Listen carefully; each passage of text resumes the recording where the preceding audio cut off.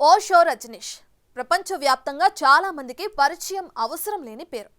తక్కువ సమయంలో ప్రపంచాన్ని ఆకర్షించిన ఆధ్యాత్మిక గురువు. స్వేచ్ఛ పేరుతో విచ్చలవిడితనాన్ని ప్రోత్సహించిన భగవాన్. అయితే ఓషో భగవాన్గా ఆయన ఎంత పాపులరో అన్ని వివాదాలు కూడా ఆయనకి కేంద్రమయ్యాయి.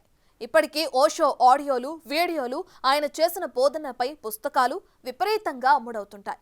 ఓషోకు ఉన్న ఫ్యాన్ ఫాలోయింగ్ కూడా ఏమాత్రం తక్కువ కాదు. అయితే ఇవన్నీ ఓషో వేషంలోనే భాగం. రజనీష్ నిజస్వరూపం అకృత్యాలకు అసలు రూపం. ఇప్పటికే ఓషో జీవితాన్ని బయటపెట్టిన కొన్ని పుస్తకాలతో పాటు తాజాగా మరో నిజం బయటపడింది.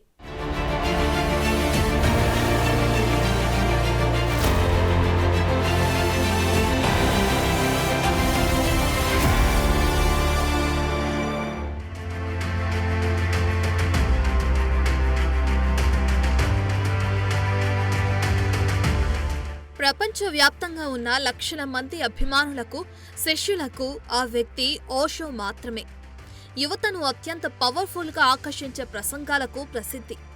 అయితే దీనికి ముందు ఆ వ్యక్తి ఆచార్య రజనీష్గా, భగవాన్ శ్రీ రజనీష్గా ఇండియాలోనూ ప్రపంచమంతా పాపులర్ అయ్యాడు. అయితే ఓషో వేసుకున్న ఈ ముసుగులను తాజాగా సరగం అనే సన్యాసిని బయటపెట్టారు. ప్రేమ్ సర్కంగా మారిన ఆమె ఓషో కల్ట్లో బాధాకరమైన తన బాల్యాన్ని గురించి చెప్పారు.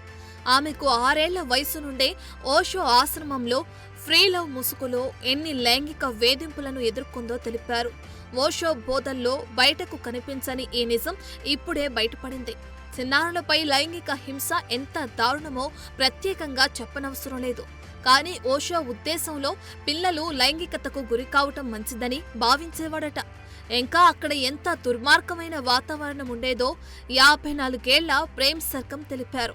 తన చిన్ననాటి విషాద జ్ఞాపకాలను ప్రముఖ ఓషో కల్ట్లో గుర్తు చేసుకున్నారు.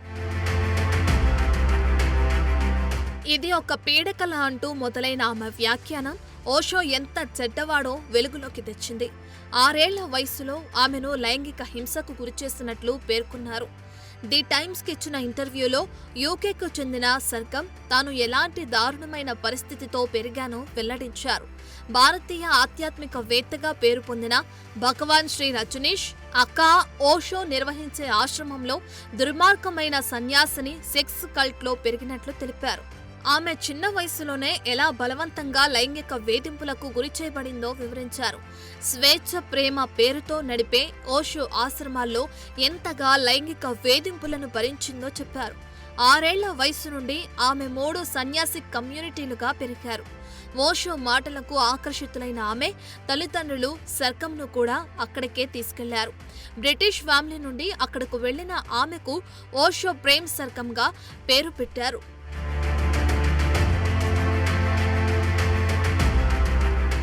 అయితే ఆ ప్రేమ వెనుక రాక్షసత్వం, పాశవిక ఆనందం, పైశాచికత్వం ఉంటుందని ఆమెకు తెలియదు. 6 ఏళ్ల వయసులో తల్లిదండ్రుల ద్వారా ఆమెకు పరిచయమైన రజనీష్ చేసిన అకృత్యాలకు అప్పటి నుండి సజీవ సాక్ష్యంగా ఉన్నారు. పిల్లలు క్రమం తప్పకుండా సెక్స్ చూడాలనే ఫిలాసఫీ, బాలికలు మెచ్యూర్డ్ వయసుకొచ్చినప్పుడు పెద్ద వయసున్న పురుషులు లైంగిక విషయాలపై మార్గనిర్దేశం చేయాలనే తత్వాన్ని అక్కడ బోధించేవారని ఆమె వివరించారు. ఇక ఆమెకు 7 నుండి 11 సంవత్సరాల మధ్య ఆమెతో పాటు ఇతర చిన్నపిల్లలు కూడా కమ్యూన్లో నివసిస్తున్న పెద్దవారి నుండి లైంగిక హింసకు గురయ్యేవారని తెలిపారు. అప్పుడు కూడా ఏదో తప్పు జరుగుతుందని ఆ చిన్నారులకు తెలిసినా ఏమీ చేయలేని పరిస్థితుల్లో ఉండేవారని ఆమె గుర్తు చేసుకున్నారు. అయితే తన తల్లిదండ్రులు ఓషోకు స్వాధీనమైపోయారు.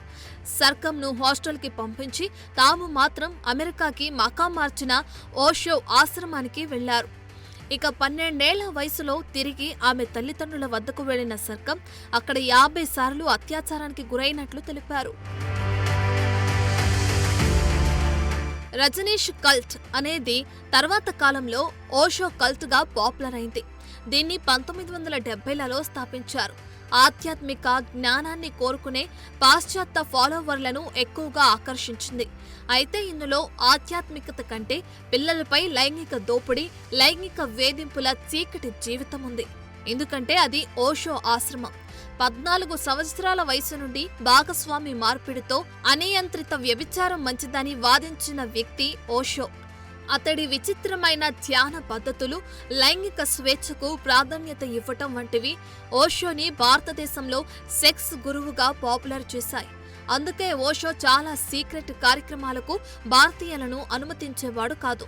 సెక్స్ థెరపీలో కేవలం విదేశీయులను మాత్రమే అనుమతించేవారు.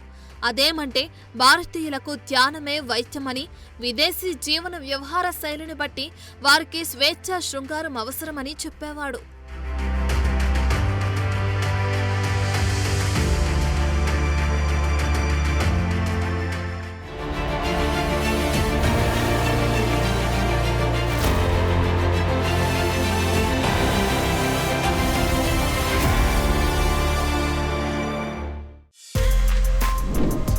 For more videos like this, subscribe Big TV channel.